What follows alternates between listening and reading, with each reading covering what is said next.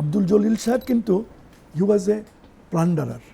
ওখানে মারোয়ারিদের সাথে যত ইন্ডিয়ানদের সব জিনিসপত্র পাচার করা সব জলিল সাহেব করেছে। বেশ কিছু টাকা লুটও হয়েছে।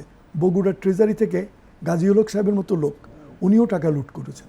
আপনার বঙ্গবন্ধু ও তো উনি কিন্তু পাকিস্তান আন্দোলনে একজন সরওয়ার্দী সাহেবের প্রধান কর্মী ছিলেন। উনি, এটা শুনতে খারাপ শোনাবে, উনি খুব দাঙ্গাবাজও ছিলেন। উনি হিন্দুদের কিছু কিছু ক্ষেত্রে মারপিটও করেছেন, অনেক ক্ষেত্রে তাদের বাঁচিয়েওছেন। আমরা তো কিন্তু অনেক বিহারীদের আমরা মেরেছি, এটা অস্বীকার করে কোনো লাভ নেই। সবারই মধ্যে ছিল কে বড় নেতা হবে, বঙ্গবন্ধু যার ফিরে আসবে এটা কেউ মনে করে নাই। বঙ্গবন্ধুকে তো মারার জন্য সব ব্যবস্থা হয়েছিল, কবরও খোঁড়া হয়েছিল, কর্মযজ্ঞ ঘটেছে, সেটার প্রধান নায়ক কিন্তু বঙ্গবন্ধু অবশ্যই। কিন্তু বঙ্গবন্ধু তো পশ্চাতে ছিলেন।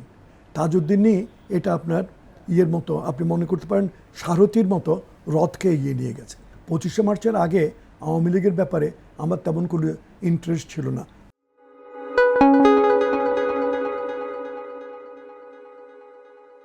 একটি বই, একটি ইতিহাস, মুক্তিযোদ্ধা ও সাবেক সিএসপি কর্মকর্তা ওয়ালিউল ইসলামের ৭১-এর ইতিকথা নিয়ে আমরা কথা বলবো লেখকের সঙ্গে। এই বইয়ে এমন কিছু আছে, এমন কিছু অজানা বিষয়ের উপর আলোকপাত করা হয়েছে যা অতীতে অন্য কোনো লেখক করেননি। ওয়ালিউল ইসলাম, আপনার বই নিয়ে কথা বলতে চাচ্ছি। প্রথমে আপনাকে অভিনন্দন। ধন্যবাদ। স্বাধীনতার 5 দশক পর হলেও আপনি এমন একটি বই লিখেছেন যে বই জাতিকে নতুন ভাবনার খোরাক যোগাবে, নতুন চিন্তা করতে শেখাবে এবং ইতিহাসের নির্মোহ আলোকপাত আমরা ঘটতে দেখেছি এই বইয়ে। এই বইটি, প্রথম যে প্রশ্ন, এই বইটি লিখতে, এতদিন পরে এই বইটি লিখতে আপনি আগ্রহ বোধ করলেন কী করে, কেন? দেখুন, এই বইটি আমি লিখেছি ৭৬-৭৭ সালে। প্রথমে তো আমি ৭১-এর পরে ৭২-এ আমি বিয়ে করলাম রাফি আক্তার ডলিকে। উনি রাজনীতি করতেন এবং সংসদে এমপি ছিলেন। তার ফলে আমি যে লেখাগুলো লিখেছি সেগুলো আমি ছাপানোটা খুব একটা উপযুক্ত বিবেচনা করিনি। তাতে তার রাজনৈতিক এক অবস্থানে অসুবিধা হতো, সেজন্য আমি ওটা চুপচাপ রেখে দিয়েছিলাম। পরে যখন বঙ্গবন্ধু মারা গেলেন, জিয়াউর রহমান সাহেব আসলেন এবং তার সাথে তার 2জন সহকর্মী যারা তার ডান হাত বাম হাত রূপে বিবেচিত হতেন, মেজর মঞ্জুর আর মেজর নুরুল ইসলাম, ডাকনাম শিশু ভাই ইউনিভার্সিটিতে আমাদের 1 বছর সিনিয়র ছিলেন, খুবই ঘনিষ্ঠ ছিলেন। তারা 2জন, আমি তখন সেক্রেটারিয়েটে চাকরি করি এস্টাবলিশমেন্ট ডিভিশনে, যেখানে আপনার জনপ্রশাসন, আমাকে বললেন যে তুমি খুব গুরুত্বপূর্ণ জায়গায় আছো, খুব ভালো এখানে থাকো, আমরা যা বলবো তাই করবে। তো আমি বললাম যে এটা তো সম্ভব না, আমার সেক্রেটারি যা বলবে আমি তাই করব। আপনারা আমার সেক্রেটারিকে রাজি করাবেন, তারপরে আমার সেক্রেটারি যদি আপনারা যেটা বলেন না বলে আমি কখনোই করব না। তো যাই হোক, তারা সেটাই করতেন। আপনারা তখন সচিব কে ছিলেন? আব্দুর রহিম সাহেব, পুলিশের, যিনি বঙ্গবন্ধুর সচিব ছিলেন। অনেকে মনে করে যে বঙ্গবন্ধুর হত্যাকাণ্ডের সাথে তার সম্পর্ক আছে, আমি সেটা মনে করি না। আমি ওকে জিজ্ঞাসাও করেছিলাম একদম সামনাসামনি, উনি কেঁদেই দিলেন। উনি বললেন যে ওয়ালিউল ইসলাম, আমি কি কাউকে, এমন একজন লোককে যিনি আমাকে নিজের ছেলের মতো আদর করে অনেক সময় খাইয়েও দিয়েছেন, তাকে মারতে পারি? আমি যে না স্যার, লোকে বলে, সেই জন্য বলে যে না, লোকে জানে না এটা। আচ্ছা, আমরা বইয়ে আসি। জি। যে তারপর আপনি বইটি চূড়ান্ত পর্যায়ে কিভাবে নিয়ে? আমি বইটা লেখার, যখন এটা করলাম, ছাপানোর কথা চিন্তা করলাম, তখন আমার আকবর আলীর সাথে আমার খুব ভালো সম্পর্ক ছিল। আকবর আলী খান, উনি তো খুব ভালো লেখক। জি। উনি বই যেগুলো লিখেছেন অত্যন্ত এখন সুপঠিত, এখনও ওর চাহিদা আছে। উনি বেঁচে নিয়ে দুর্ভাগ্যবশত। আকবর আলী খানকে আমি বললাম যে আকবর, আমি একটা বই লিখেছি, এটা ছাপিয়ে দিতে চাই। ও বললো যে আমাকে একটু দেন, আমি পড়ি, কিছু এডিটিংয়ের দরকার যদি হয়। তো আমি দিলাম, উনি কোনো এডিট করলেন না, আমাকে বললেন যে আপনি ছাপিয়ে দেন, দেরি করবেন না, দেরি করলে কিন্তু চাহিদা কমে যাবে। এটা কোন সালে? এটা হলো আপনার 1984-85 সালে। আমি কিছুদিন অস্ট্রেলিয়া ছিলাম। নুরুল ইসলাম শিশু আমাকে বলল যে তুমি দেখো এখানে তোমার স্ত্রী রাজনীতি করতো, তো কে কোন ঝামেলা করে এই ডালিম টালিমেরা, তুমি বরঞ্চ বিদেশে চলে যাও, একটা চাকরি তোমাকে আমরা দিয়ে দিতেছি। তো আমি ওই চাকরি নিয়ে চলে গেলাম। দূতাবাসে? দূতাবাসে না, আলাদা ওই পাটকলের জিনিসপত্র বিক্রি করার জন্য। আমি টোটালি আপনার ছিলাম, মানে দূতাবাসের সাথে আমার সম্পর্ক ছিল ওই পাসপোর্টটা রিনিউ করা, এছাড়া আর কোনো কাজ ছিল এটা কি 70 দশকের শেষ দিকে? 78 সাল থেকে 83 সালের মে মাস পর্যন্ত আমি প্রায় 5 বছর 2 মাস অস্ট্রেলিয়া ছিলাম। তো আপনাকে যে কথা বলছি, আমি দেখতাম তাজউদ্দিন সাহেবের কথা। তাজউদ্দিন সাহেব সকালে উঠে ওনার ছিল আপনার 2টা লুঙ্গি ছিল, একটা জামা ছিল, মানে 71 মুক্তিযুদ্ধের সময়ের কথা বলছেন। তখন উনি বাড়িতে হয়তো ওনার জামা কাপড় ছিল, উনি নিয়ে যেতে পারেননি, আর নিয়ে গেলে ওনার স্ত্রী নিয়ে গেছে, ওগুলো ওই বাসায় থাকতো।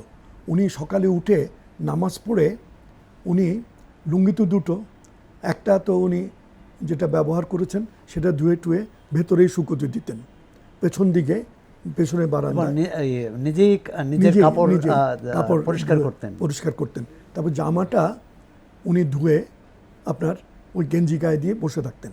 যখন 9টা বাজতো, অফিসের লোকজন আসতেছে, তখন জামাটা উনি পরতেন, একটু ভেজা থাকতো কিন্তু শুকিয়ে যেত গায়ে।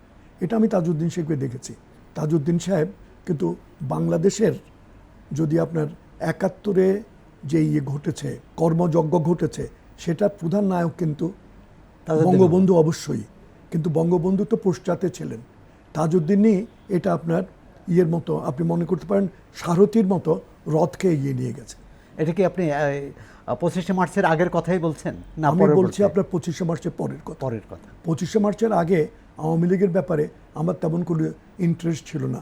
আমি তো সংবাদের গ্রুপে, আমরা মানে বামপন্থী গ্রুপে ছিলাম। আপনি কমিউনিস্ট পার্টির সদস্য হয়েছেন? আমি সদস্য হইনি। আমাকে বলেছিলেন, আমি ছাত্র ইউনিয়ন করতাম, আমাকে বলেছিল ফরহাদ ভাই যে তুমি 2 টাকা দিয়ে শিক্ষা পত্রিকা নাও এবং কিছুদিন অবজারভার থাকবে, তারপর ফেলো ট্রাভেলার, তারপরে স্টেজ বাই স্টেজ আছে, তো তারপরে পার্টির সদস্য হবে। তো আমি বললাম যে আমার কোনো দরকার নাই। তা আপনার নেতা ছিলেন মোহাম্মদ ফরহাদ? হ্যাঁ, মোহাম্মদ ফরহাদ। কাজী জাফরের সাথে আমার খুব ভালো সম্পর্ক ছিল। আচ্ছা, এখন আসি, আপনি মুক্তিযুদ্ধ যখন শুরু হয় সে সময় আপনি মাগুরার এসডিও ছিলেন। এসডিও। ওই মুক্তিযুদ্ধের শুরুর কথাটা যদি একটু বলেন। সাব ডিভিশন ছিল। জি। মুক্তিযুদ্ধে আপনি কিভাবে গেলেন? আপনার মুক্তিযুদ্ধে আমি দেখলাম যে মার্চের প্রথম থেকে যে এখন আপনার বঙ্গবন্ধু তো উনি কিন্তু পাকিস্তান আন্দোলনে একজন সরওয়ার্দী সাহেবের প্রধান কর্মী ছিলেন। উনি, এটা শুনতে খারাপ শোনাবে, উনি খুব দাঙ্গাবাজও ছিলেন। উনি হিন্দুদের কিছু কিছু ক্ষেত্রে মারপিটও করেছেন, অনেক ক্ষেত্রে তাদের বাঁচিয়েওছেন, এবং মুসলমানদেরকে উনি হিন্দু পাড়া থেকে সরিয়ে এনেছেন। খুবই সাহসী উনি একজন ব্যক্তি। এটা আপনি 46-এর দাঙ্গার কথা বলছি। আমি দেখলাম যে এখন পরিস্থিতিটা এমন যে শেখ সাহেব, আমরা তো তখন শেখ সাহেব বলতাম, বঙ্গবন্ধু বলতাম না, বা তখন হনই নয় না, বঙ্গবন্ধু আপনার 23শে মার্চ ঘোষণা করেছে, তখনও হন নাই। তো উনি তো পাকিস্তান ভাঙবেন না, উনি পাকিস্তান ভাঙবেন না, কিন্তু এখন পরিস্থিতি যা দাঁড়িয়েছে তাতে পাকিস্তান এক থাকবেই বা কী করে? কারণ ওইখানে যে মিটিং টিটিং হতো, বিভিন্ন সভা সমিতি হতো, আপনার আওয়ামী লীগের হতো, তারপরে আপনার মুসলিম লীগের 3টা দল ছিল, কাউন্সিল মুসলিম লীগ, কনভেনশন মুসলিম লীগ এবং কাইয়ো মুসলিম লীগ। তারপরে কমিউনিস্ট পার্টি ছিল 5টা। আমি আপনাকে নির্মল সেনের একটা কমিউনিস্ট পার্টি ছিল। আমি বলতাম, নির্মলদা আপনি আর আপনার মাইক, এটা হলো আপনার সদস্য। উনি হাসতেন, বলছে ওয়ালিউল ইসলাম কথা বলে যান, সেটাই হলো ইম্পর্টেন্ট। কমিউনিস্ট পার্টি আমরা তখন জানতাম যে 2টো, একটি মস্কোপন্থী, একটি পিকিংপন্থী ছিল, কিন্তু তাদের মধ্যে আবার দলাদলি ছিল। পিকিংপন্থীর মধ্যে, তখন মস্কোপন্থীর মধ্যে কোনো বিভাজন হয়নি। মস্কোপন্থীর মধ্যে আপনি বিভাজন হয়নি বললে সেটাও ঠিক হবে না, কারণ মোজাফর সাহেব একদিকে ছিলেন, তারপরে আপনার আব্দুল হালিম সাহেব, ওই যে কুড়ে ঘর, উনি তো আপনার কাস্তে কাস্তে নিলেন না, কাস্তে হাতুড়ি কাস্তে নেন নাই, উনি কুড়ে ঘর নিলেন। তার মানে উনি আলাদা লাইন, উনি বাংলাদেশি। আচ্ছা, কমিউনিস্ট পার্টিগুলো কিন্তু কমিউনিস্ট পার্টি প্রথমে লেখে communist party of Pakistan, communist party of Soviet Russia, communist party of India, কিন্তু মুজাফফর সাহেব লিখতেন বাংলাদেশের কমিউনিস্ট পার্টি। আমরা ওনাকে জিজ্ঞাসা করলাম, উনি বললেন যে ওয়ালিউল ইসলাম, এখানে ওই কমিউনিজম চলবে না, এখানে তোমাকে নামাজ পড়ে কমিউনিজম করতে হবে। এটা কি আপনি মুক্তিযুদ্ধের পরের কথা বলছেন আমি না আগের কথা বলছি? আগের কথা। আগের কথা। তো মুক্তিযুদ্ধ যখন শুরু হলো, তখন এই পরিস্থিতি চলছে, তখন আমি ভাবলাম যে এখন আমার করণীয় কি? আমি তো সরকারি চাকরি করি, আমি যদি, এটা বই আছে, আমি যদি পাকিস্তান সরকারের বিরুদ্ধে কোনো কাজ করি, সেটা হবে আপনার মানে দেশদ্রোহিতা হবে, একটা নাফরমানির কাজ হবে। অথচ এমন একটা অবস্থা যে আমি তো দেশের সবাই যদি পাকিস্তানের পক্ষে না থাকে, আমি একা কী করব থেকে এসব যখন ভাবছি, তখন এর মধ্যে আপনার একদিন সোহরাব হোসেন সাহেব, আপনার নাম উনি এমএনএ ছিলেন, জি জি, তখন ওই মেম্বার অফ ন্যাশনাল অ্যাসেম্বলি বলতো, আর দুজন ছিল প্রভিন্সিয়াল অ্যাসেম্বলি, আসাদুজ্জামান পরে নেতা হয়েছিল, ওই নেত্রকোনার আসাদুজ্জামান না, মাগুরার আসাদুজ্জামান। তো উনি এবং সৈয়দ আতর আলী, উনি কলকাতায় মারা গেছেন। ওরা তিনজন আমার কাছে আসলেন, এসে বললেন যে আমাদের দুজন নেতা আসছে, একজন মোহাম্মদ আলী, একজন রহমত আলী, ওরা একটু ঝিনাইদহ যাবে, আপনার গাড়িটা যদি দেন, কারণ এই যদিও মাত্র 23 মাইল না 22 মাইল, কিন্তু এটা যেতে যেতে ওদের অনেক কষ্ট হবে, ওরা অনেক পরিশ্রান্ত। আপনি যে নিয়ে যান, জিপ নিয়ে যান, কিন্তু ফেরত আনবেন। তো ওরা ফেরত এনেছে। ও, আপনি তখন জানেন না যে ওই রহমত আলী আর মোহাম্মদ আলী হচ্ছেন তাজউদ্দিন আহমদ এবং আমিরুল ইসলাম? না, পরে যখন জানলাম আমি সোহরাব সাহেবের কাছ থেকে, তখন ভাবলাম যে এটা একটা আয়রনি, ইতিহাসের আয়রনি থাকে না, যে মোহাম্মদ আলী করেছে, যে রহমত আলী যিনি পাকিস্তানের কনসেপ্ট তৈরি করেছেন, ইনি পাকিস্তানের কনসেপ্ট ভাঙছেন, আর যে মোহাম্মদ আলী জিন্না পাকিস্তানকে পিতৃত্ব দিয়েছেন, তিনি এখন পাকিস্তানকে স্টিল বাউন্ড করছেন, মানে মেরে ফেলছেন। এই হলো অবস্থা আর কি। না, তারপর আপনি ওপারে গেলেন কিভাবে? পশ্চিমবঙ্গে ওপারে গেলাম যখন এটা শুরু হলো, তখন আমি ভাবলাম যে আমার করণীয় কী। তো আমি চাইলাম যে যশোরে তো আমরা প্রতি সপ্তাহে একদিন যেতে হতো, ডিসি সাহেব মিটিং করতেন, এসডিওরা, তখন বড় জেলা ছিল তো যশোর, নড়াইল, ঝিনাইদহ, মাগুরা সহ আর সদর, তো চারটা এদের এসডিওদের নিয়ে উনি বসতেন, এবং ডেভেলপমেন্ট একটা মিটিং হতো, তারপর রেভিনিউ একটা মিটিং হতো, 6টা মিটিং মাসে। তো আমিও যেতাম। তো এখন ভাবলাম যে যাই। তখন আমি যখন রওনা হব, তখন আমাকে এলাকার আওয়ামী লীগের নেতারা বলল যে দেখো এসডিও সাহেব, আপনি যদি যেতে চান তাহলে এই দিক দিয়ে গেলে পাকিস্তান আর্মি তো আপনাকে ধরে ফেলবে। আর কুষ্টিয়াতে পাকিস্তান আর্মির একটা কোম্পানি গেছিল, তাদেরকে বাংলাদেশি পুলিশ এবং ওসমানের লোকরা, মেজর ওসমানের লোকরা, ইপিআরের, উনি ডেপুটেড ছিলেন, মেরে ফেলেছে। আপনাকেও মেরে ফেলতে পারে, না মানলেও আপনাকে তো অ্যারেস্ট করবেই, তো আপনি যাবেন না। তখন আমি আপনার ওই সীমাখালি দিয়ে একটা রাস্তা আছে, এখন মেজর হয়েছে, ওদিক দিয়ে আপনার ওই নড়াইল হয়ে সীমাখালি দিয়েই খুলনা চলে যায়। এখন তো 4 ঘন্টায় যাওয়া যায় পদ্মা সেতু হওয়াতে। তো আমি সীমাখালি পর্যন্ত গেলাম, তখন ওখানে লোকজন বলল যে এসডিও সাহেব, স্যার বলে ওরা, তখন তো স্যার বলতো এসডিওকে, আপনি আর যাবেন না, এখানে কিন্তু গুলিগোলা শুরু হয়ে গেছে, আপনাকে দেখলে আপনাকেও মেরে ফেলবে। তখন আমি চলে আসলাম। আস্তে আস্তে আমি চিন্তা করলাম, আমি এখন কি করি, আমার কর্তব্য কী? আমি যদি পাকিস্তানের বিরুদ্ধে যুদ্ধ ঘোষণা করি, এটা হবে বিদ্রোহ। তখন আমার মাথায় একটা বুদ্ধি আসলো। তখন আমি জিপের, আমার ছিলেন হিন্দু, আকুলকে বললাম, আকুল, আমি তুমি করে বলি না সাধারণত কাউকে, তো বললো আপনি এটা খুলে ফেলেন, হুডটা খুলেন। আমি ওখানে ওই ভায়না একটাই রাস্তা, মাগুরার রোড, ওই ঢাকা খুলনা রোডে। তো ওখানে আপনি দাঁড় করান, তখন তো সন্ধ্যার সময় সবাই আড্ডা টাড্ডা মারতেছে, ছাত্ররাও এখনও পড়তে যায় নাই ঘরে।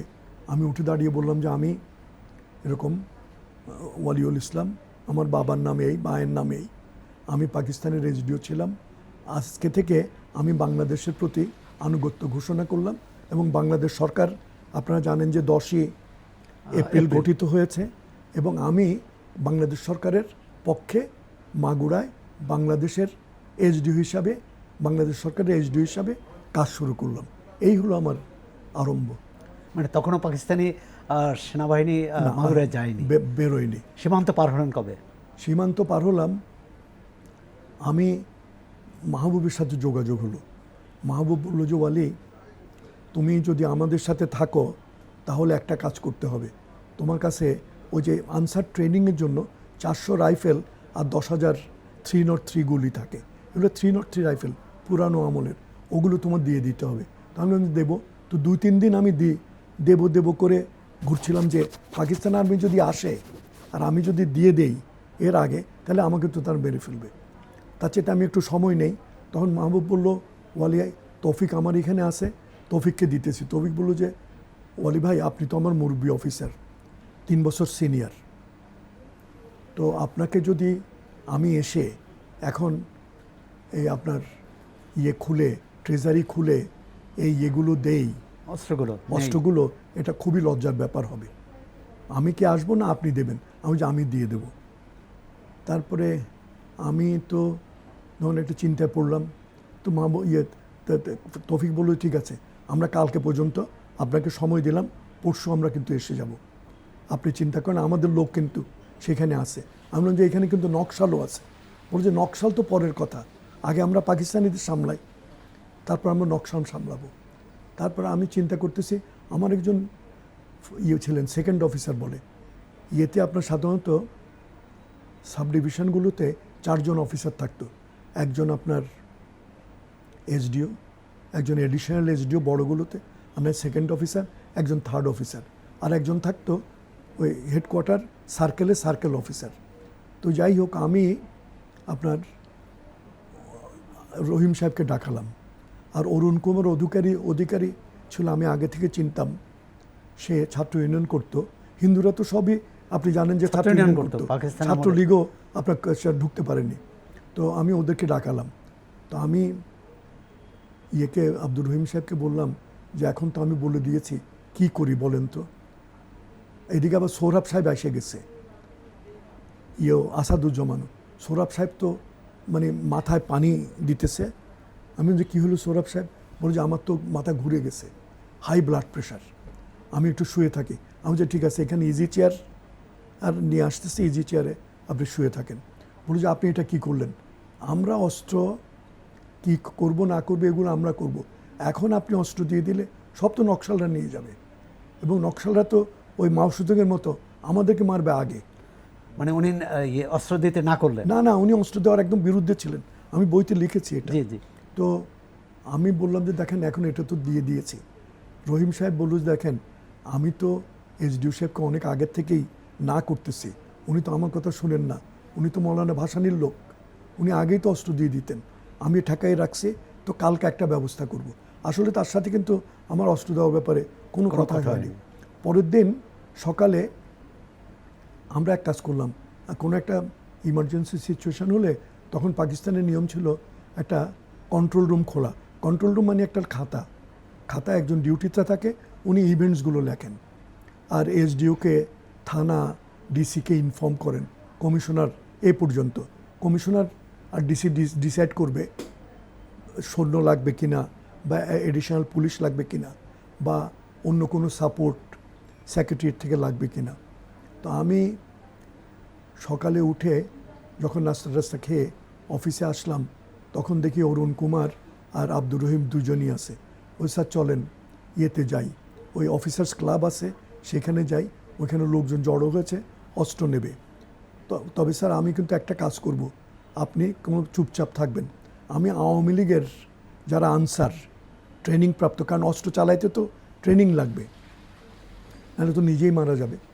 তো আমি শুধু আওয়ামী লীগের আনসারদের ওই আনসারদের দেব যারা আওয়ামী লীগের, যাতে কোনো কমিউনিস্ট বা বামপন্থী এটা না পায়। উনি কিন্তু তাই দিলেন।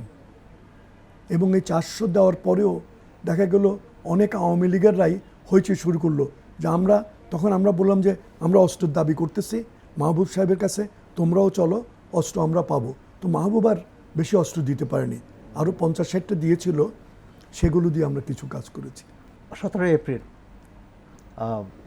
মুজিবনগর, অর্থাৎ তখন এটার নাম ছিল বৈদ্যনাথ তলা। বৈদ্যনাথ তলায় আপনি দেখেন বৈদ্যনাথ তলায় মুজিবনগর সরকার, বাংলাদেশের প্রথম অস্থায়ী সরকারের শপথ নিল। শপথ অনুষ্ঠানে আপনি ছিলেন, যদি কিছু আমি সেই স্মৃতি থেকে বলেন। আমি যখন এই কাজগুলো করছি, এই যে অস্ত্র নিয়ে আমরা একটা এদিকে ঢাকার দিকে কিছু লোক রাখছি, তারপরে আবার যশোরের সীমাখালির ওখানে লোক রাখছি যে আমরা এদেরকে বাধা দেব এবং যুদ্ধ করব, তখন লেফটেন্যান্ট মতিউর রহমান, উনি এডুকেশন করেছিলেন, লেফটেন্যান্ট মতিউর রহমান, উনি আগরতলা মামলায় আসামি ছিলেন বঙ্গবন্ধুর সাথে। উনি আসলেন, কামাল সিদ্দিকী ওনাকে পাঠালো যে আমার কাছ থেকে কিছু বুলেট টুলেট নেওয়া যায় কিনা, বা রাইফেলও যদি পাওয়া যায়। আমি বললাম যে এটা তো মাহবুবের কাছে যেতে হবে, তো চলেন আপনি আজকে থাকেন, কালকে আমরা মাহবুবের কাছে যাব। সকালে শুনে খুব হইচই, দৌড়াদৌড়ি, কি যে পাকিস্তান আর্মি এসে গেছে। আমি তো ভয়ে এত নার্ভাস হয়ে গেলাম, আমি বিছানায় শুয়ে গেলাম। তো কতক্ষণ পরে মতিউর রহমান সাহেব আসছে, বলে যে ডিসি এসডিও সাহেব, কোনো পাকিস্তান আর্মি টার্মি আসে নাই, এরা ভয়ে এগুলো বলতেছে, ওই যে একটা রাইফেল থেকে একটা আওয়াজ বেরিয়ে গেছে, গুলি। আপনি চিন্তা করেন না, চলেন আমরা এখন মাহবুব সাহেবের কাছে যাই। তো আমরা মাহবুবের ওখানে গেলাম, গিয়ে দেখলাম, এটা 14 তারিখ, গিয়ে দেখলাম যে মাহবুব দুটো রিকললেস রাইফেল দখল করে ফেলেছে। রিকললেস রাইফেল হলো বড় আপনার মর্টার জিপের উপরে, এবং একবার গুলি করে ওটা জায়গা থেকে সরে যায়, তার ফলে শত্রু ওটাকে আবার সাথে সাথে যে গুলি করে তাতে মারতে পারে না। এটা খুব ইউজফুল। 17 এপ্রিল, 17 এপ্রিল না, এটা 14 এপ্রিলের কথা। না, 17 এপ্রিল, 17 এপ্রিলের কথা বলি আমি। তারপরে 14 তারিখ, 15 তারিখে এদিকে আমাকে মতিউর রহমান সাহেবই বলল যে এসডিও সাহেব, আমাকে উনি এসডিও সাহেবই বলতেন, অথবা আলিউল ইসলাম সাহেব বলতেন, যে এখন আর থাকার কোনো মানি নাই, আমি আর ফিরে যাব না। কামাল সিদ্দিকী সাহেবকে আমি একটা খবর পাঠিয়ে দেব, উনি যেতে এসে আমাদের সাথে যোগ দেন, আর আমি আর আপনি চলেন মাহবুব সাহেবের কাছে যাই। তো আমি তখন বললাম যে দেখেন, এতদিন আমি বলেছি মাগুরাবাসীদের যে আমরা যুদ্ধে জিতবই, এখন যদি আমি চলে যাই তারা আমাকে বাধা দেবে। তো মতিউর রহমান বলে যে না, এটা দেবে না, কারণ আপনি বিদেশি। আমি তার মানে আমি বিদেশি হব কেন, আমি তো বাঙালি। বলছে না না, আপনি এই এলাকার লোক না, আর আপনি এসডিও, আপনি এখানে লুকিয়েও থাকতে পারবেন না, আপনি বরঞ্চ মাহবুবের সাথে চলে যান। আর আমি ওই এলাকার লোক না, আমি থাকবো না এদের সাথে। আমি কাউকে বিশ্বাস করি না, বিপদে পড়লে মানুষ নিজের বাপকেও বিক্রি করে দেয়। উনি এটা একটা কথা বলছিলেন, আমার সারা জীবন মনে থাকবে। না মানুষ নিজের বাপকেও বিক্রি করে। তো আমি আর উনি ইয়েতে গেলাম, আপনার ঝিনাইদা গিয়ে দেখি কেউ নাই। ওখানে দানেশ বলে একটা আপনার ইয়ে ছিল, ওই হুডলাম মতো আর কি, রাস্তায় ছিনতাই করে। তাকে বললাম কি হয়েছে, বলে যে আরে ইয়ে করতে গেছে মাহবুব সাহেব, তো পাকিস্তান আর্মিরে বিট করে দিছে, উনি যুদ্ধ করতেছে, আপনারা থাকেন, আপনাদের খাওয়ার আমি ব্যবস্থা করি। সে খাওয়ার ব্যবস্থা করলো, আমি খেয়ে টেয়ে একটা সিগারেট টিকিট ধরিয়েছি। এমন সময় দেখি মাহবুব, তারপরে আপনার আর ওনার সাথে মেজর কি নাম ওনার, মঞ্জুরের সাথেই ছিল মেজর, আর উনি ওই আসলেন। ওরা এসে তখন বললেন যে আমাদের তো এখন যেতে হবে, খাবার কি আছে তাড়াতাড়ি দাও। ওনারা খেলেন, আমি আর খেলাম না, আমি তো কিছুক্ষণ আগে খেয়েছি। তারপর ওনারা সবাই, মাহবুব তার লোকজন নিয়ে যে অস্ত্রশস্ত্র সে জোগাড় করেছিল সেগুলো নিয়ে চুয়াডাঙ্গা গেল। আমরা ভোরে ভোরে চুয়াডাঙ্গার একটু আগে শেষ রাতে পৌঁছালাম। চুয়াডাঙ্গা দিয়ে কেউ নাই। কি ব্যাপার, বলছে চুয়াডাঙ্গাতে পাকিস্তান আর্মি এয়ার রেড করেছে, এখানে তো আমাদের কোনো অ্যান্টি এয়ারক্রাফট কিছু নেই, সেজন্য ওসমান সাহেব চলে গেছেন ইন্ডিয়ার দিকে। আমরা আবার চললাম, ভোরবেলা গিয়ে পৌঁছালাম তৌফিক আলাহির ওখানে, মেহেরপুর।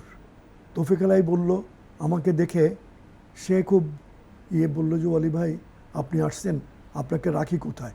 এখানে তো নুরুল কাদের সাহেব তার ফ্যামিলি নিয়ে, আমার সব রুম দখল হয়ে গেছে, আমি কোনো রকমে বারান্দায় আছি, আর আমি তো এখন ক্যাপ্টেন হয়ে গেছি। আমি তার মানে বলছি একটু পরে দেখবেন আমি করে উর্দিপুরে আসবো, আপনি তো যশোরে, আপনি তো অ্যাপিউলেট চেনেন, সুতরাং অসুবিধা হবে না আপনার বুঝতে।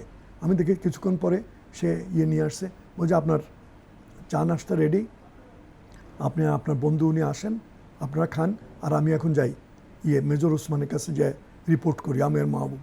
তো তারা দুজন চলে গেল, আমি ওখানে নাস্তা খেতে গেলাম। নুরুল কাদের সাহেবের সাথেও দেখা হলো না। তো আমি তৌফিক তার পিয়নকে বলে গেছিলো আমাদেরকে একটা এক্সিকিউটিভ ইঞ্জিনিয়ার, ওইখানে আবার ওই ছিল আপনার গঙ্গা জিকে প্রজেক্ট ছিল, আপনার খেয়াল আছে? জিকে প্রজেক্টের জি অনেক এক্সিকিউটিভ ইঞ্জিনিয়ারদের বাড়ি ছিল। এক এক্সিকিউটিভ ইঞ্জিনিয়ারের বাড়িতে বিছানা টিছানা করা, সারা রাত ঘুমায়নি, আমি ঘুমিয়ে গেলাম। মতিউর রহমানও ঘুমালো। তো ঘুমের থেকে উঠে দেখি ওর একটা দেয়ালে ঘড়ি ছিল, দেখি 11টা বাজে। তো আমি উঠে মুখটা ধুয়ে ব্রাশ করবো কি কোনো রকমে হাত দিয়ে ঘষে টষে মুখ মুছে টুছে বেরোলাম, দেখে মতিউর রহমান একজনের সাথে কথা বলছে, পরিচয় করিয়ে দিলেন, আব্দুর রব বগা মিয়া, খুব রসিক লোক, পাবনার খুব রসিক লোক। বগা ভাই আমি আর উনি করছি। তো দুপুরবেলা আবার গেলাম তৌফিকের বাসায় খাওয়া দাওয়া অনুষ্ঠানে গেলেন কিভাবে? তারপর শুনেন, রাত্রিবেলা ও যখন করছি, খাওয়া দাওয়া হয়েছে, এরপরে তখন নুরুল কাদের বলল, ওয়ালিউল ইসলাম কালকে তুমি খুব সকালবেলা আসবে, কারণ কাজ আছে। আর উনি আবার, আমরা যে সন্ধ্যায় পৌঁছলাম, ইন্ডিয়া বর্ডার ক্রস করলাম, এটা আপনার বইতে খুব ক্লিয়ারলি লেখা আছে। তখন বর্ডার ক্রস করার পরে আমরা নদিয়ার, ওরা জেলা শাসক বলে, আমরা প্রশাসক বলি, ওর কাছে গেলে উনি বললেন যে আপনি এসছেন ডিসি সাহেব ফ্যামিলি নিয়ে, আপনার জন্য তো আমি সার্কিট হাউসে জায়গা করে দিতে পারবো, আমার 2টো রুম আছে, হয়ে যাবে। কিন্তু এসডিও সাহেবের তো 7-8 জন লোক, উনি ডাক বাংলোতে থাকতে হবে, একটাই মাত্র কামরা, খাওয়ার কোনো ব্যবস্থা নাই, আমি খাবার এখন এত রাতে কাউকে রাঁধতে বলতে পারবো না, আমার পক্ষে সম্ভব না, আপনি না খেয়ে থাক। আমরা যখন ওখানে গেছি দেখি সোহরাব হোসেন সাহেব এসে উপস্থিত। আমি বললাম যে কি সৌরভ ভাই কী ব্যাপার? তখন ভাই বলি, তখন তো আমি আর ক্ষমতায় নাই। তো আপনার বলে যে এসডিও সাহেব, আমি তো এখানে শুনলাম যে থেকে মাগুরা থেকে লোক আসছে, যশোর থেকে, তো ভাবলাম আমাদের এলাকার কোনো খবর পাওয়া যায় কি না, তো যাকে আপনারা আসছেন চলেন আমি কিছু খাওয়া দাওয়া জোগাড় করা যায় কি না। আমি যে বাসায় আছি সেখানে বাসিমা খুব ভালো, গিয়ে খটখট করতে করতে দেখে একটা ডাক্তারের বাড়ি। তো ডাক্তার তো গভীর রাতে অনেক সময় কল আসে, উনি উঠলেন, কি ব্যাপার? বলে সৌরভ, বললো ওই সৌরভ আমি, ওই তুই এত রাত্রে, তাই সে ঘুমায় পড়। বলছেন আমার সাথে আমার আরও 7-8 জন মেহমান আছে, বলছে এখন এদেরকে কে খাওয়াবে? তো মাসিমা বললো যে না, আমি ডিম সিদ্ধ আলু ভর্তা করে দেই, বাবা তোমরা খেয়ে একটু মেজে শুয়ে থাকো। তো মেজে মাদুর পেতে উনি খাওয়ালেন, আবার মাদুরটা পরিষ্কার করে আমরা রাত্রে শুয়ে থাকলাম। পরের দিন ভোরে আমি নুরুল কাদেরের কাছে গেলাম, আর এরা তো সব আমার সাথেই ছিল। গেলে পরে নুরুল কাদের খুব রাগারাগি, যে তুমি এতক্ষণ দেরি করতেছে কেন? ডিসি বারবার ফোন করতেছে যে আমাদেরকে শপথ গ্রহণ হবে, গভর্নমেন্ট তো ফর্ম করেছে 10ই এপ্রিল, এখন শপথ হবে বাংলাদেশের ভিতরে বৈদ্যনাথতলা বলে একটা এরকম পকেটের মতো আছে, সেখানে পাকিস্তান আর্মি বম্বিং করতে পারবে না, তাহলে ইন্ডিয়াতে ঢুকে পড়বে, তারা মারা পড়বে, তো তুমি চলো। এমন সময় দেখে না গাট্টা গোট্টা করে পরিচিত চেহারা একজন লোক ঢুকলো, একদম আরে ঝিলু রে, ঝিলু বলে আরে ব্রোজেন, তখন বুঝলাম যে এটা ব্রোজেন দাস। তো আমি তখন ওনাদের সাথে গেলাম, ও ঝিলু ভাই, ওনার ফ্যামিলি, ওবায়দুল্লাহ সাহেব এডিশনাল কমিশনার, ওর 2 মেয়ে স্ত্রী, ওদেরকে নিয়ে উঠলেন, আমি ব্রোজেন বাবুর সাথে উঠলাম, আর আমার এই 7-8 জন একেবারে জ্যাম প্যাকড। এটা আমার গাড়ি, বুঝলেন, ব্রোজেনবাবু গাড়ি আনেন নাই, ব্রোজেনবাবুর গাড়ি আছে কলকাতায়, তো গেলাম বৈদ্যনাথ তলায়। বৈদ্যনাথ তলায় গিয়ে দেখি সব রেডি। ইয়ে আপনার তাজউদ্দিন সাহেব আসছেন, তো নজরুল ইসলাম সাহেব, কামরুজ্জামান সাহেব, মুশতাক সাহেব, ওসমানী সাহেব, এরা সবাই আছেন, ক্যাপ্টেন মনসুর আলী। ওসমানী আসেন নাই, ওই যে ওসমানী তো না, ওসমান আসেন নাই, ওসমানী আসছে। ওসমানী আবার চিনতে পারিনি আমি, গোফ কেটে ফেলছে। ওই যে পাকিস্তান আর্মি গোফ দিয়ে চিনে ফেলবে, ওইখানে রব সাহেবও ছিল, ওনার যে সেকেন্ড ইন কমান্ড। তারপরে শপথ অনুষ্ঠান হলো। এখানে ইয়ে নজরুল সাহেব খুব ভালো বক্তৃতা দিতেন, সৈয়দ নজরুল, উনি একটা খুব লম্বা বক্তৃতা দিলেন। তাজউদ্দিন সাহেব বেশি লম্বা বললেন না, কারণ ওনাকে মাঝে মাঝেই কানের কাছে আসিয়া একজন বলে যে এখনই চলে যেতে হবে। আর বিশেষ করে আপনার মুশতাক সাহেব খুব আপনার আনসেটেলড এই সমস্ত কাজে, উনি চাইছেন না মনে হলো এই কাজটা অগ্রসর হোক। তো যাই হোক, তখন ওনারা চলে গেলেন ওই ব্যারাক আছে, ব্যারাকে। ওই অনুষ্ঠান তো দেশি বিদেশি অনেক সাংবাদিক ছিলেন, অনেক কলকাতা সাংবাদিক থেকে ছিল, জি, আসা। অনেক সাংবাদিক ছিল। তারা সব অনুষ্ঠানের পরপরই চলে গেছে, ওনারা খালি খাওয়া দাওয়ার জন্য বসেছেন। তা আমরা আর খাওয়া দাওয়া করবো কি, আমি ব্রজেন্দা বসে গল্প করতেছি। এমন সময় ওই ছিল, একটা পুলিশ ছিল, পিয়ন নুরুল কাদের, এসে বলল যে স্যার আপনাকে ডাকতেছে। আমি গেলাম, তখন বলল, তাজউদ্দিন সাহেব বলল যে নুরুল কাদের, আপনারা একটা কাজ করেন, আপনারা সেক্রেটারিয়েট করতে হবে। ইন্ডিয়ান গভর্নমেন্ট চায় যে আপনারা স্বাধীনতা ঘোষণা করেছেন এবং এটা বঙ্গবন্ধু স্বাধীনতা ঘোষণা করেছে, আমিও বলেছি সে কথা, আপনিও সে কথা বলবেন এবং কালকে থেকেই আপনারা অফিস করবেন। বলছে স্যার জায়গা কোথায়? বলছে আগে আপনারা ইয়েতে যান, হাই কমিশন কালকে করবে, ইন্ডিয়ানদের সাথে কথা হয়েছে, তারা কালকে 18 এপ্রিল জি পতাকা উল্টা দেবে। কলকাতা মিশনের যারা কর্মকর্তা তারা বাংলাদেশের পক্ষে ঘোষণা করলেন, নিজেদের অবস্থান, আনুগত্য ঘোষণা করলো। তো সেই থেকে আরম্ভ হলো আর কি। আচ্ছা, এরপরে মুজিবনগর সরকার পরিচালনার ক্ষেত্রে আপনি অনেক মানে একবার খুঁটিনাটি অনেক বিষয়ে আপনার বইয়ে আছে, উল্লেখযোগ্য বিষয় যদি একটু বলেন। আমি যেটা দেখেছি সেটা হলো তাজউদ্দিন সাহেব চাইতেন যে স্বাধীনতা অবশ্যই আসতে হবে, বাংলাদেশ স্বাধীন হতে হবে, কিন্তু তার মানে এই নয় যে বঙ্গবন্ধুর জীবনের বিনিময়ে না। আর মুশতাক এটাকে একটা প্লয় হিসাবে নিল। সে বলল যে তাজউদ্দিন বলছে তোমরা কি স্বাধীনতা চাও না বঙ্গবন্ধুকে চাও? আমরা তো স্বাধীনতা চাই না, আমরা বঙ্গবন্ধুকে চাই। যদি স্বাধীনতার জন্য বঙ্গবন্ধুকে হারাতে হয়, আমরা সেটা হারাবো না। তো আমি বলতাম তাজউদ্দিন কিন্তু সেটা বলে না, আমি নিজেদের মধ্যে বলতাম, আকবর আলীও তাই বলতো, বলছে এটা হলো মুশতাকের চালাকি। আর মুশতাকের ওখানে কামাল সিদ্দিকী প্রাইভেট সেক্রেটারি ছিল।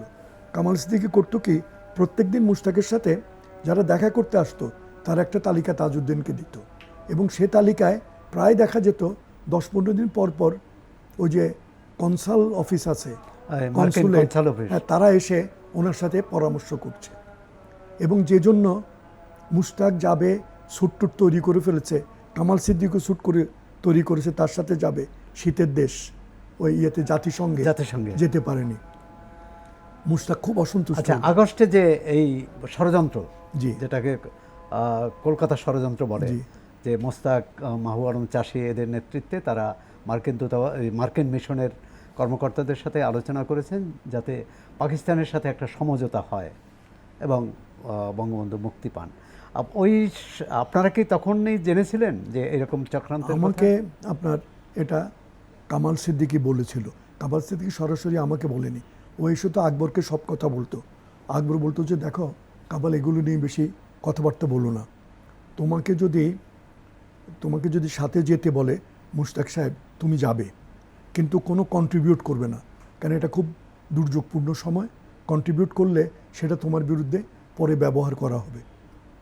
কিন্তু মুশতাককে তো আর আপনার ইন্ডিয়ানরা যেতে দেয়নি না, ওখানে আবু সাইদ সাহেবকে, জাতিসংঘে মার্কিন দূতাবাসের কর্মকর্তাদের সাথে যে মোস্তাকের যোগাযোগ এবং পাকিস্তানিদের সাথে আলোচনার যে প্রস্তাব এটা ছিল এবং যোগাযোগ উনি মেনটেন করেছেন এবং তাজউদ্দিনও এটা অ্যালাউ করেছে এই জন্য যে তাতে বুঝতে পারতো যে মার্কিনিরা কি চায়। এটা জহুরুল কাইয়ুম তাজউদ্দিনকে বলতো, যতবারই উনি ইয়েতে গেছেন মার্কিন ইয়েতে তাজউদ্দিনকে বলে গেছেন, এসে আবার জানাতেন। ওদের জহিরুল কাইয়ুমের ভূমিকাটা খুব নেতিবাচক ছিল না। না, আমার মতে ছিল না। যদিও অনেকে মনে করেন যে জহুরুল কাইয়ুম আপনার তাজউদ্দিনের পক্ষের লোক ছিলেন না। তাজউদ্দিনের পক্ষের লোক ছিলেন না হলো সৈয়দ নজরুল ইসলাম নিজেও তাজউদ্দিনের অতটা করতেন না যে উনি নেতা হয়ে যাচ্ছেন। সবারই মধ্যে ছিল কে বড় নেতা হবে, বঙ্গবন্ধু যার ফিরে আসবে এটা কেউ মনে করে নাই। আপনার এই চাঁদপুরের যে কি নাম, মিজানুর রহমান সাহেব, চট্টগ্রামের জহুর আহমদ চৌধুরী, খুলনার আব্দুল এম এ আজিজ, তারপরে আপনার ময়মনসিংহের উনি নির্বাচিত হন নাই, ময়মনসিংহ নুরুল আমিনের কাছে হেরে গেছিলেন। রফিকুল্লাহ চৌধুরী না, রফিকুল্লাহ নাকি রফিকুজ্জামান এরকম একটা নাম ছিল। এরা সবাই, এবং রংপুরের মখলুসুর রহমান, মশিউর রহমান, এই দুই ভাই, তারা সবই কিন্তু যশোরের সোহরাব হোসেন, হাফিজুর রহমান নড়াইলের, মানে আওয়ামী লীগের একটু ডানপন্থী অংশ মোস্তাকের সঙ্গে ছিলেন এবং তারা তাজউদ্দিন সাহেবের বিরুদ্ধে অবস্থান ছিলেন। এমনকি সংসদ সদস্যদের যে প্রাদেশিক এবং কেন্দ্রীয় সংসদ সদস্যদের যে একটা বৈঠক হলো, যেখানে তাজউদ্দিন সাহেবের বিরুদ্ধে অনাস্থা প্রস্তাব আনা হয়েছিল, সেটি পাশ হয়নি। এই সম্পর্কে যদি কিছু বলেন। অনাস্থা প্রস্তাব যে আনা হবে সেটা আগের থেকে কানাঘুষা চলছিল। তো শেখ মনি এটা একটা প্রধান প্রবক্তা ছিল, কিন্তু শেখ মনির ছিল যে শেখ মনি এটাতে যাবেই না। শেখ মনি বলল যে তারা তাজউদ্দিন এমন একটা ব্যবস্থা করছে খুব ডিপ্লোম্যাটিক্যালি যে বাংলাদেশ স্বাধীন হবে, বঙ্গবন্ধু ওখানে ফাঁসিতে যাবেন এবং সে এখানে নেতা হবে, এবং এটা মনি হতে দেবে না। এবং মনি কিন্তু ওই বৈঠকে যায়নি। এবং আমার স্ত্রী তো দাওয়াত পেয়েছে, সাজেদা আপা বলল, মমতাজ আপা ওনারা গেছিলেন, তারা বললেন যে ডলি চল। তখন বলছে আমি মনি ভাইয়ের কাছে যাই, জিজ্ঞাসা করি, কারণ আমরা তো মনি ভাইয়ের লোক। মনি বলে যে না, তুই যাস না, তুই থাক, ওইখানে গেলে নানা রকম যাওয়ার দরকার নাই, যায় নাই। কিন্তু সাজেদা আপা গেছিলেন।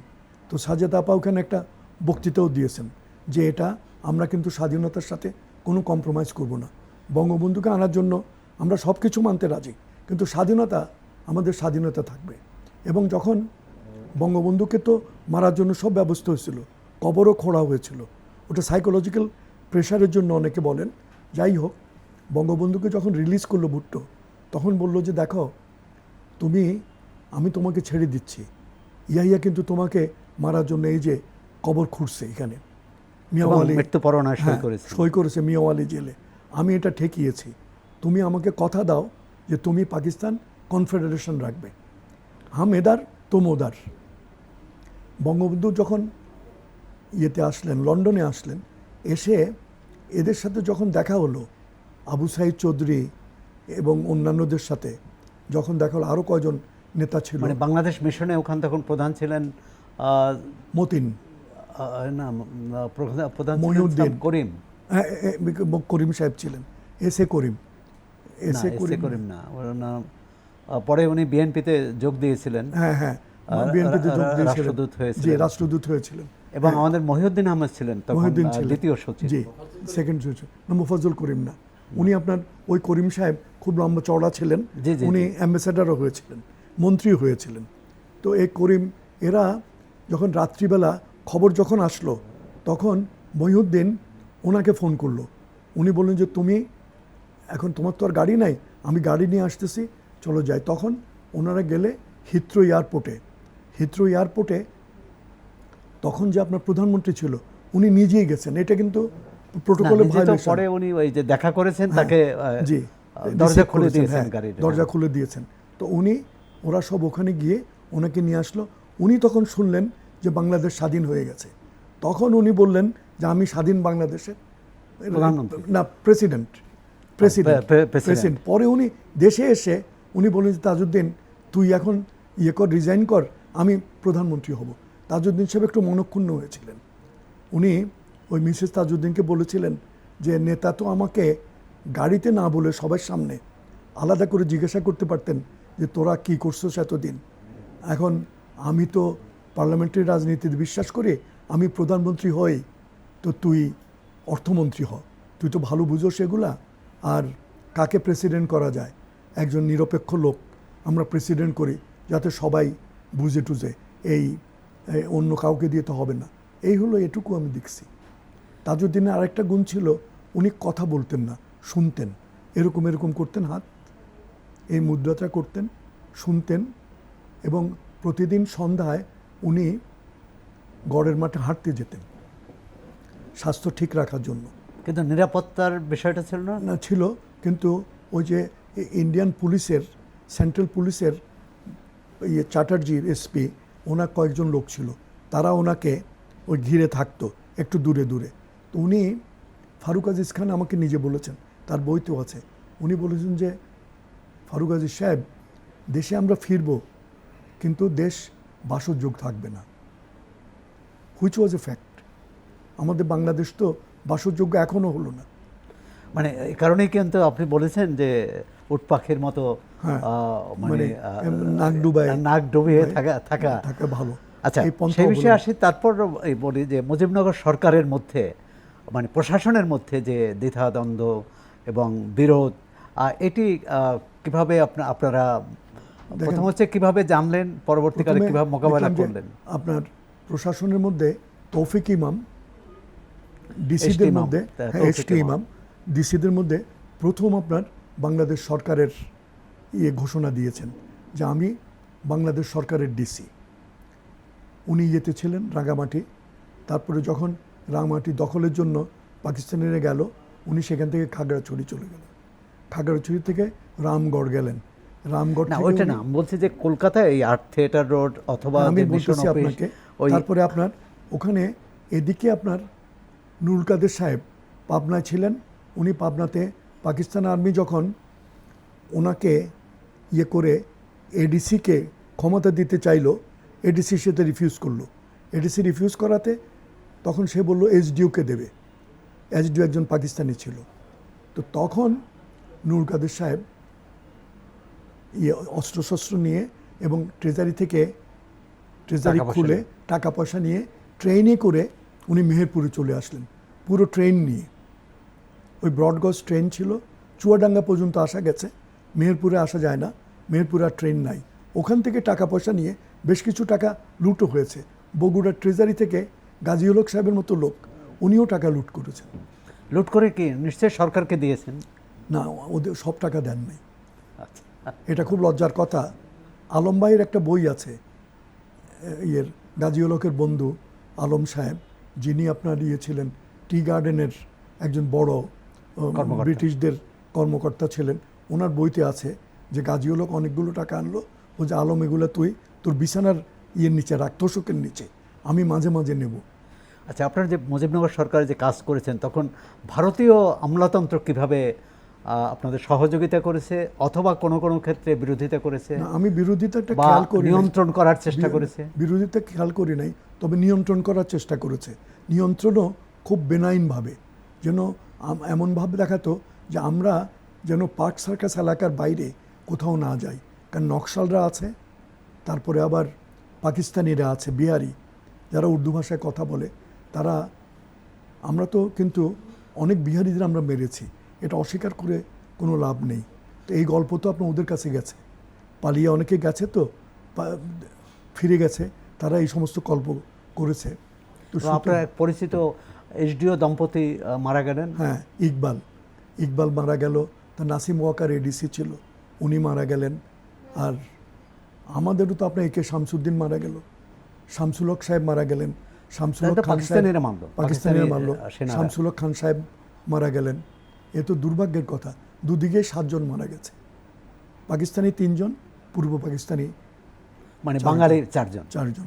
আচ্ছা, তারপর আপনি তো প্রথম মানে স্বাধীন বিজয় দিবসের আগেই, মানে 16 আমি তারিখ তো এটা- বিজয় দিবস আমি- পালন হলো, আপনি তো যশোরের জেলা প্রশাসক হয়ে আসলেন 7 না 8 তারিখেই। আমি 8 তারিখে আসলাম, জি। 9 তারিখে থেকে অফিস খুললাম। আচ্ছা, এই যে অফিস খুললেন স্বাধীন বাংলাদেশে, আপনি গেলেন পূর্ব পাকিস্তান থেকে, এই প্রথম অভিজ্ঞতাটা যদি একটু বলেন, কি অবস্থা দেখলেন, কি বৈরী পরিবেশের মুখোমুখি হলেন, আর কি দেখেন, সহায়তা পেলেন আমি জনগণের? যখন গেলাম, যশোরে ফিরে গেলাম, তখন আমি দেখলাম যে যশোরে কোনো লোকজন নাই। লোকজন নাই মানে পুরুষ মানুষগুলো আছে, কিন্তু বাচ্চারা এবং বুড়োরা আর ইয়েরা, পরিবার যেটা বলে, মহিলারা, তাদেরকে সব গ্রামে পাঠিয়ে দিয়েছে। তো আমি গিয়ে, আমার তো যশোরে আমি এসডিও ছিলাম, প্রবেশনার ছিলাম, তো আমি সবাইকে চিনতাম। যশোরের যারা ইলিট, তাদেরকে আমি খবর দিলাম, তো তারা একজন দুজন করে আসলেন। তো আমি বললাম যে এখন আপনারা যদি মেহরবানি করে একটু ইয়ে করেন, নিজেরা যদি বাড়ি বাড়ি গিয়ে আপনাদের বন্ধুবান্ধবরা যে কজন আছে নিয়ে আসেন, আর আমি এদিকে মাইকে আমার sub divisional public relation officer যিনি মাগুরা থেকে আমার সাথে গেছেন, ওনাকে আমি এখানে ডিস্ট্রিক্ট প্রমোশন দিয়ে দিলাম নিজেই, কারণ তখন তো আপনার আর আমার উপরে কর্তৃত্ব করার কেউ কেউ নাই। নাই। তো আমি ওনাকে বললাম যে আপনি ডিপিআরও, আপনি এখন অ্যানাউন্স করেন যে এখন সভা হবে। তো সভায় আসলে ভেতরে আমাদের ইনহাউস সভা, সেখানে ঠিক হলো যে তাজউদ্দিন সাহেবরা আসতে চান, কামরুজ্জামান সাহেবও আসতে চান। তো তাজউদ্দিন সাহেব, নজরুল ইসলাম সাহেবরা আসুক আগে, ওনার একটা জনসভা করুক। তো সেই জনসভা, ওই যে ওদের আপনার ময়দান আছে, 9 তারিখ হলো। 9 তারিখে হলো আপনার সেই সভা। সেই সভাতে তাজউদ্দিন সাহেব ঘোষণা করলেন যে বাংলাদেশ স্বাধীন হয়ে গেছে। এখন এটা সময়ের ব্যাপার, ঢাকা দখল করা, যশোর পর্যন্ত আপনার ওই মধুমতি নদী পর্যন্ত এটা টোটালি ফ্রি। আর ওইদিকে আপনার হিলিটিলি এই অঞ্চল, এগুলো ফ্রি। যমুনা মধুমতি, এটা পুরোটা স্বাধীন। কীর্তনখোলা নদী, যমুনা, এই যে বেল্টটা, এটা পুরোটা এদিকে স্বাধীন। পদ্মার এদিকে স্বাধীন, ওইদিকে এখনও পাকিস্তানিরা আছে, কিন্তু তারা বেশি দিন থাকতে পারবে না। ওইখান থেকে আপনার ওই খালেদ মুশাররফ আসতেছে, শওকত আসতেছে, আবার জিয়াউর রহমান আসতেছে উপর থেকে। জিয়াউর রহমান সাহেব, এটা আমি বইতে লিখেছি, যদিও জিয়াউর রহমান সাহেবের ছেলে কোনো আপত্তি জানায় নাই, আমি জানি না। বলে জিয়াউর রহমান সাহেব খুব ভালো যোদ্ধা ছিলেন, পাকিস্তানে উনি হিলালে জুরত পেয়েছিলেন 65 সালের যুদ্ধে। 65 সালের যুদ্ধে। উনি একা লাহোরকে প্রোটেক্ট করেছেন, উনি আর বাঙালি, এক কোম্পানি মাত্র, এক কোম্পানিতে কত 150-200 লোক থাকে। তো সেই ক্ষেত্রে উনি কিন্তু তেমন যুদ্ধ করেন নাই, তাহের যুদ্ধ করেছে। ওনার ব্যাটালিয়নে ক্যাপ্টেন ছিল, তাহের যুদ্ধ করেছে, তাহের একটা পা উড়ে গেছে, এবং তাহেরকে উনি হত্যা করেছেন, ফাঁসি দিয়েছেন দেখ, সেটা তো পরের। পরে। যে বিষয়টি জানতে চাই যে এই যে 9 জন সেক্টর কমান্ডার ছিলেন, 11 জন সেক্টর কমান্ডার ছিলেন, আর সেই সেক্টর কমান্ডারদের মধ্যে নিজেদের সম্পর্ক আর সামরিক নেতৃত্বের সঙ্গে বেসামরিক নেতৃত্বের দেখেন, যে বিরোধ। সামরিক নেতৃত্বের আর বেসামরিক নেতৃত্বের মধ্যে একটা জিনিস হলো, তাজউদ্দিন সাহেব এটা অনুভব করেছেন। আমি এই ক্রেডিটটা তাজউদ্দিনকে দেই, এটা হলো তাজউদ্দিনের সবচেয়ে বড় অবদান। উনি অনুভব করেছেন যদি এই দেশে সামরিক নেতৃত্ব এসে যায়, তাহলে 12 ভূঁইয়ার দেশ হয়ে যাবে। যে যেটা দখল করবে সে সেটা আর ছাড়বে না। সে বলবে যে তোমরা আমাকে মেনে নাও, আমি তোমাদের মধ্যে সবচেয়ে বড় বীর। এটা আপনার হবে। তাজউদ্দিন সাহেব সেটা বন্ধ করার জন্য তাদের সবাইকে ডেকে বললেন, আমি 4টা সেক্টরে ভাগ করলাম। তখন 4 জন ছিল, শওকত, আপনার আপনার খালেদ মোশাররফ, জিয়া, আর ওই যে রফিক ছিল ক্যাপ্টেন। তারপরে আরও কিছুদিন পরে, 1.5 মাস পরে, উনি থিয়েটার রোডে একটা মিটিং ডাকলেন। সেখানে এদের মধ্যে অনেক বাকবিতণ্ডা হয়ে ঠিক হলো 10টা সেক্টর হবে। তখন ওই যে আপনার সুন্দরবনে জলিল বলে একজন ছুটিতে এসেছিল, সে কমান্ডো। জলিল কিন্তু খুব ভালো সোলজার ছিল, জি। কমান্ডো। সোলজারদের মধ্যে খুব যারা পারঙ্গম তাদেরকে কমান্ডো ট্রেনিং দেওয়া হয়। সে বলল যে না, আমি তো ওখানে কাউকে যেতে দেব না, মঞ্জুরকে আমি মেরে ফেলবো যদি যায়। মঞ্জুর বলে যে ভাই, আমি আপনার ওখানে কেন যাব, আপনি যেহেতু চালাচ্ছেন আপনি চালান, একটা সেক্টর করে দেন স্যার। তখন মঞ্জুরের পরামর্শেই ওখানে সেক্টর করে দেওয়া হলো। এই আব্দুল জলিল সাহেব কিন্তু হি ওয়াজ এ প্লান্ডারার। ওখানে মারোয়ারিদের সাথে যত ইন্ডিয়ানদের সব জিনিসপত্র পাচার করা সব জলিল সাহেব করেছে। যদি উনি বলেছেন যে ইন্ডিয়ানরা পাচার বন্ধ করতে। আওয়ামী লীগ করেছে, আওয়ামী লীগ করার আগে আওয়ামী লীগ ওনার সুযোগটা নিয়েছে। আওয়ামী লীগ কেন, কমিউনিস্ট পার্টিও নিয়েছে সুযোগ, আমি বলবো। কারণ সুযোগ পেলে সবাই কিছু ইয়ে করতে চায়, মানে কিছু সুবিধা সুবিধা নিতে চায়। চায়, সুবিধা নিতে চায়। তো ওখানে এই ছিল পরিস্থিতি। তো জলিল সাহেবের আপনার বইয়ে মেজর এম এ জলিলের গ্রেপ্তারের ঘটনা উল্লেখ আছে, কামাল সিদ্দিকীর বইয়েও আছে।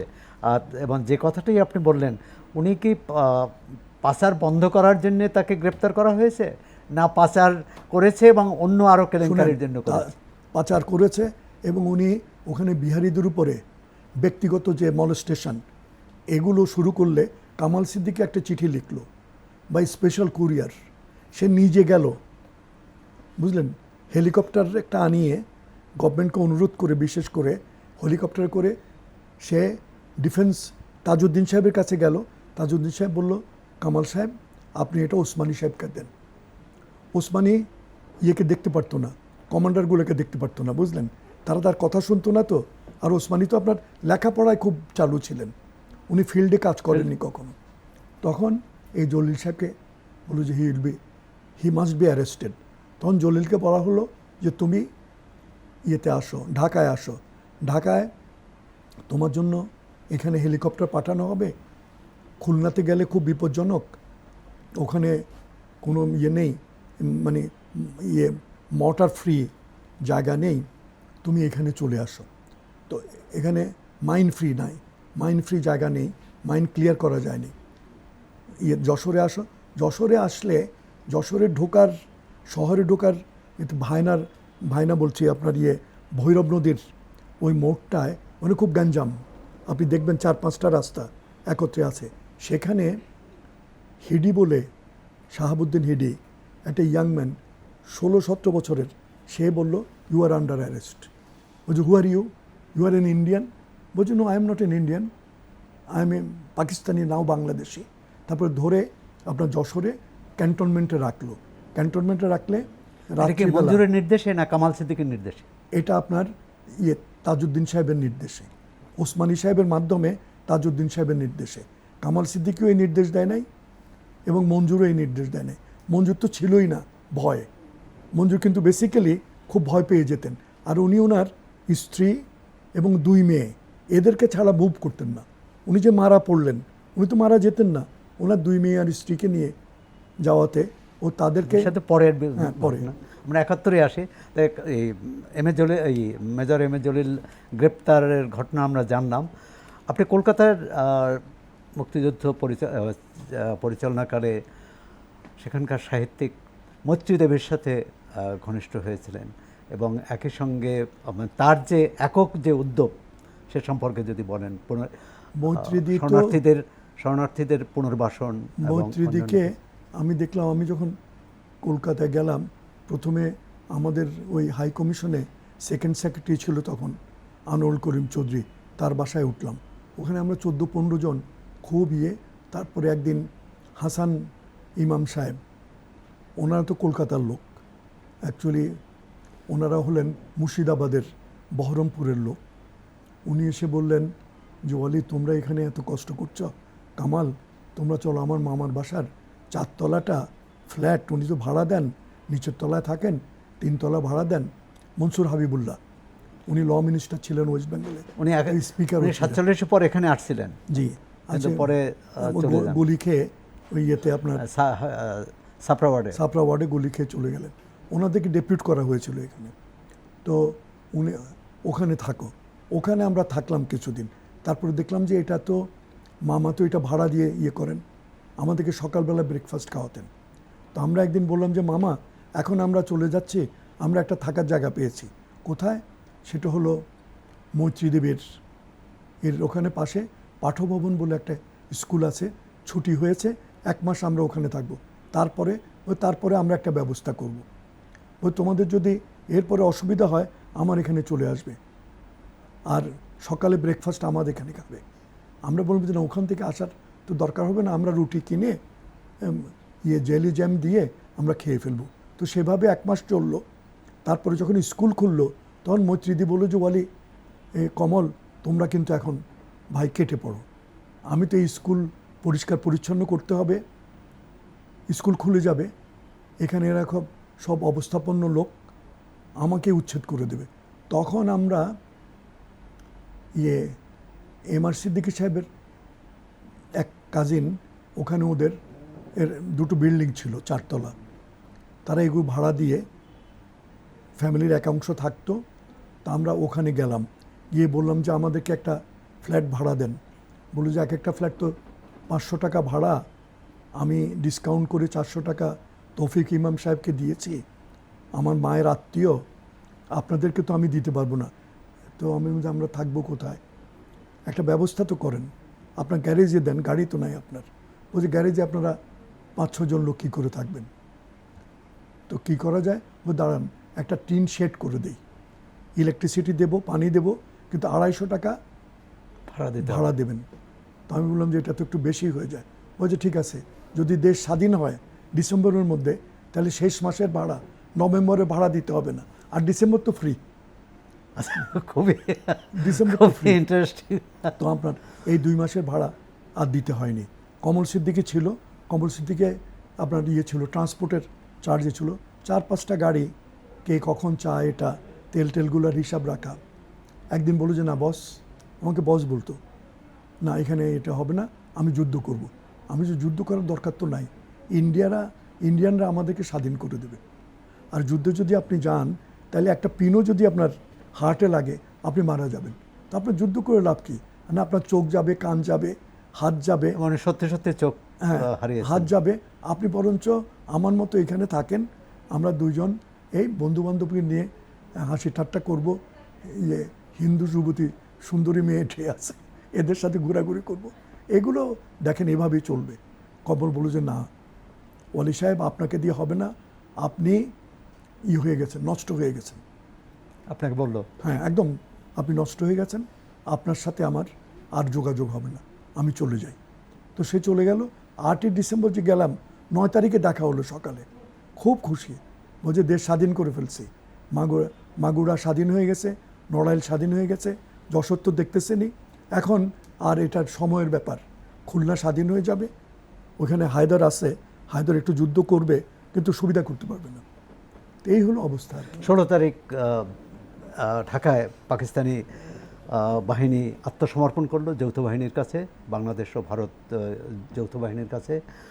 আর বাংলাদেশের তখন আনুষ্ঠানিক একটি সরকার আছে, বঙ্গবন্ধুর নেতৃত্বে, বঙ্গবন্ধুর অনুপস্থিতিতে তাজউদ্দিন আহমদ এবং সৈয়দ নজরুল ইসলামের নেতৃত্বে সেই সরকারের প্রতিনিধিরা কেন 16 তারিখ আসলেন? আপনি দেখেন মোহাইমেন সাহেবকে তো আপনি চিনতেন, চিন্তা, পায়োনিয়ার প্রেসের মালিক। জি। মোহাইমেন সাহেবের একটা বই আছে,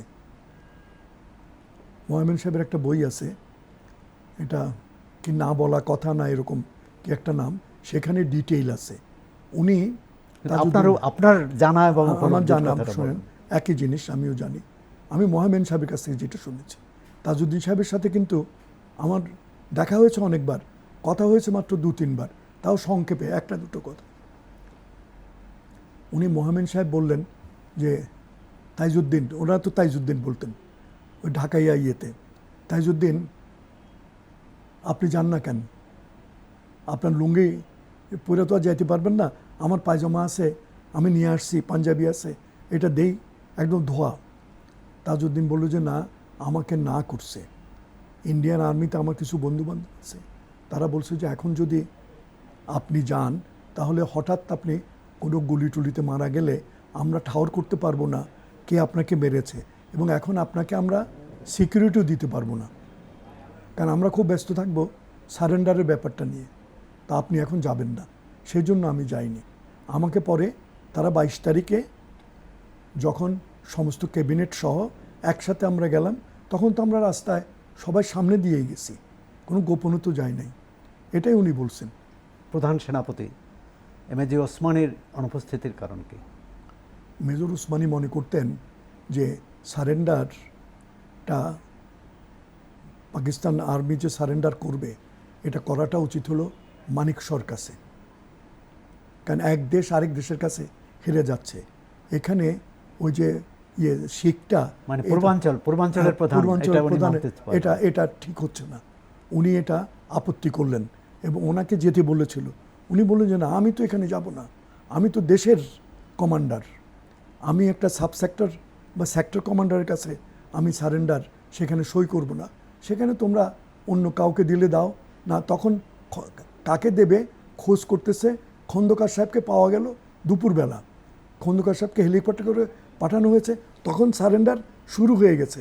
উনি কোনো রকমে ওই পিছন দিকে দেখবেন ওনার ওনার ছবিটা, ওখানে দেখবেন ওই যে যাচ্ছে হেঁটে করে প্যারেড করে যে যাচ্ছে, নিয়াজি মাঝখানে, অরোরা, আর এই পাশে কিন্তু ক্যাপ্টেন হায়দর, এটা কিন্তু বাংলাদেশে। তারপর যখন সই হচ্ছে আমি জিজ্ঞাসা করেছিলাম একজনকে যে ক্যাপ্টেন হায়দর থাকলেন না কেন? ও যে হায়দর এটা খুব ভালো কাজ করেছে। হায়দর তো প্রোটোকলে ও সমান না, সে তো থাকতে পারে না। কর্নেল ওসমানী থাকলে উনি বলতে পারতেন যে আমি ওই দেশের কমান্ডার ইন চিফ, কিন্তু হায়দরকে তো এমন কোনো অথরিটি কেউ দেয়নি। হায়দর নিজেকে কর্নেল ঘোষণা করে থাকতো। হায়দর সেরকম বেয়াদব লোকও না। হায়দরের দুর্ভাগ্য হলো হায়দর ঢাকায় আসছিল, তার বাপ অসুস্থ, দেখা করতে, বাপকে দেখতে, তখন সে সাথে খালেদ মোশাররফের সাথে দেখা করতে গিয়ে 75-এ হ্যাঁ ব্যাগ হয়ে মারা গেল।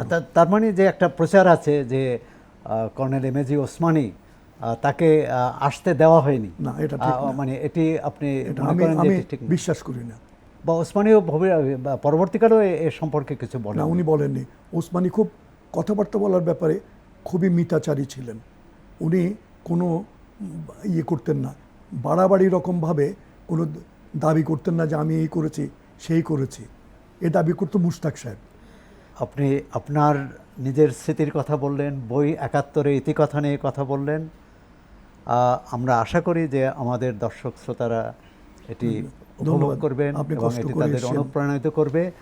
আর শেষে আপনার বইটির যদি একটু ছবি দেখিয়ে দেন। জি। আমরা এতক্ষণ ৭১-এর ইতিকথা নিয়ে কথা বললাম এর লেখক ওয়ালিউল ইসলামের সঙ্গে। আপনার চর্চার সঙ্গে থাকুন, চর্চা দেখুন, চর্চা পড়ুন।